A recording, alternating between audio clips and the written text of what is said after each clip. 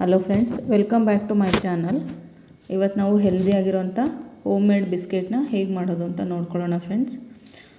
So ನಾವಿಲ್ಲಿ ಇದಕ್ಕೆ first ಒಂದು ಪ್ಲೇಟಿಗೆ 1 ಕಪ್ ಆಗುವಷ್ಟು ಗೋಧಿ ಹಿಟ್ಟನ್ನು ಯೂಸ್ ಮಾಡ್ತಾಯಿದ್ದೀನಿ ನಾನಿಲ್ಲಿ.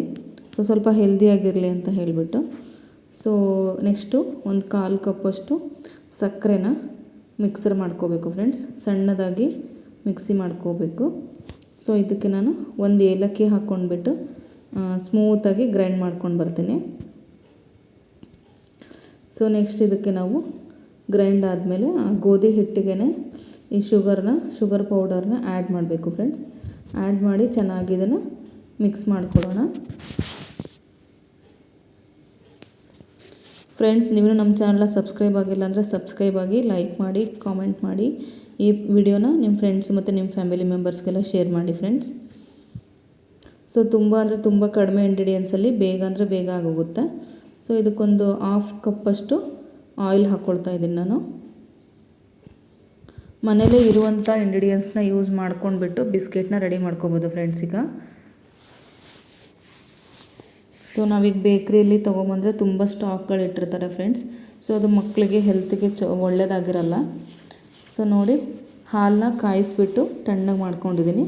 ಸೊ ಇದಕ್ಕೆ ಎಷ್ಟು ಹಿಡಿಯುತ್ತೋ ಅಷ್ಟು ಹಾಲು ಹಾಕಿಬಿಟ್ಟು ನಾವು ಸೇಮ್ ಚಪಾತಿ ಹಿಟ್ಟಿನ ಹದಕ್ಕೆ ಇದನ್ನು ರೆಡಿ ಮಾಡ್ಕೊಳ್ಳೋಣ ಫ್ರೆಂಡ್ಸ್. ನೋಡಿ ಫ್ರೆಂಡ್ಸ್, ಈ ಥರ ಮೆತ್ತಗೆ ಕಲಿಸ್ಕೋಬೇಕು. ಈ ಹಿಟ್ಟಿನ ಹದಕ್ಕೆ ಕಲಿಸ್ಕೊಂಡ್ರೆ ಸಾಕು ಫ್ರೆಂಡ್ಸ್. ನೋಡಿ, ನಮ್ಮ ಬಿಸ್ಕೆಟ್ದು ಹಿಟ್ಟು ರೆಡಿ ಆಗಿದೆ. ಸೊ ಇದನ್ನು ನಾವೀಗ ಸ್ವಲ್ಪನೇ ತೊಗೊಂಡು ಈ ಥರ ಉಂಡೆಗಳನ್ನಾಗಿ ಮಾಡ್ಕೋಬೇಕು ಫ್ರೆಂಡ್ಸ್. ನೋಡಿ, ಈ ಥರ ಉಂಡೆಗಳನ್ನಾಗಿ ಮಾಡಿಕೊಂಡು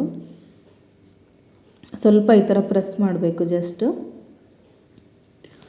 ಫ್ರೆಂಡ್ಸ್. ಇದಕ್ಕೆ ಜಾಸ್ತಿ ಆಯಿಲ್ ನೆಸೆಸಿಟಿ ಇರಲ್ಲ. ನೋಡಿ, ಬೇಗನೆ ಆಗೋಗುತ್ತೆ ಕಡಿಮೆ ಟೈಮಲ್ಲೇ. ನೋಡಿ, ಒಂದು ಫೋರ್ಕಿನ ಹೆಲ್ಪಿಂದ ಈ ಥರ ನಾವು ಪ್ರೆಸ್ ಮಾಡೋಣ. 2 ಕಡೆ ಈ ಥರ ಪ್ರೆಸ್ ಮಾಡಿದ್ರೆ ಬೇಗ ಬೆಂದು ಬಿಡುತ್ತದೆ ಆ ಥರ ಪ್ರೆಸ್ ಮಾಡಿದರೆ.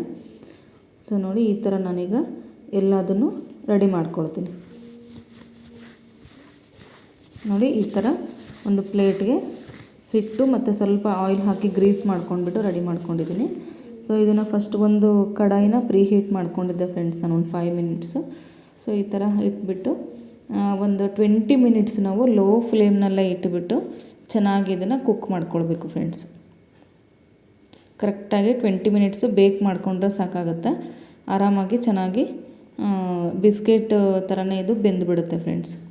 ನೋಡಿ, ಈ ಥರ ಎಷ್ಟು ಚೆನ್ನಾಗಿ ರೆಡಿಯಾಗಿದೆ ಅಂಥೇಳಿ.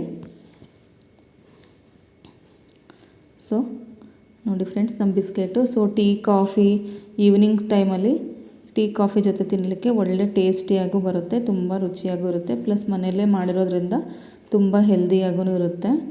ಸೊ ಮಕ್ಕಳಿಗೆಲ್ಲ ನೀವು ಆರಾಮಾಗಿ ಕೊಡ್ಬೋದು. ನೋಡಿ ಫ್ರೆಂಡ್ಸ್, ಎಷ್ಟು ಚೆನ್ನಾಗಿ ಬೆಂದಿದೆ ಅಂತ ಹೇಳಿ. ತುಂಬ ಕಡಿಮೆ ಸಮಯದಲ್ಲೇ ತುಂಬ ಕಡಿಮೆ ಇಂಗ್ರೀಡಿಯೆಂಟ್ಸ್ನ ಯೂಸ್ ಮಾಡಿಬಿಟ್ಟು ಇಷ್ಟು ರುಚಿಯಾಗಿರುವಂಥ ಬಿಸ್ಕೆಟ್ಸ್ನ ಮಾಡ್ಕೋಬೋದು ಫ್ರೆಂಡ್ಸ್. ನೀವು ಒಂದು ಸಲ ಟ್ರೈ ಮಾಡಿ ಹೇಗಿತ್ತು ಅಂತ ಕಮೆಂಟ್ ಮಾಡಿ. Thank you.